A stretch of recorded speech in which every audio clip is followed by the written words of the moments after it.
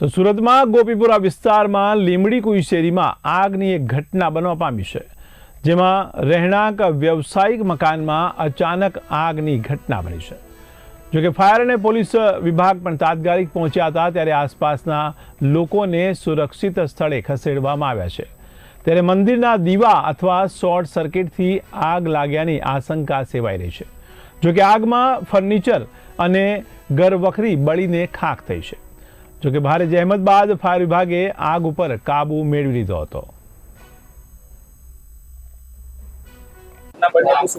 અમને fire control રૂમમાંથી મેં call મળેલો કે ગોપીપુરા લીંબડી કુઈમાં કઈ મકાન ઘરમાં આગ છે એવું કોલ મળ્યો। મેં તાત્કાલિક આજે 2-3 ગાડીને કોલ આપ્યો। નવસારી બજાર કાચી છે અને મુગલી સરાની નવસારી બજાર કાચી બધી ગાડીઓ આવી ગઈ, પણ અમને વધારે તકલીફ પડી, અંદર ગાડીઓ આવી જ નહીં।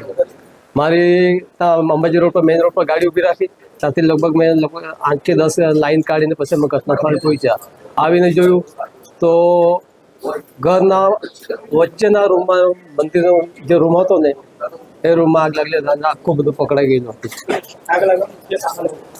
આગ લાગવાનું કારણ લગભગ મંદિરમાં દીવો ચાલુ હશે, કારણ કે મંદિરમાં શોર્ટ સર્કિટ થઈ હશે। એના બાજુમાં વોશિંગ મશીન હતું, એટલે કદાચ શોર્ટ સર્કિટથી આગ લાગી હોય એવું અનુમાન કરી શકાય। ના,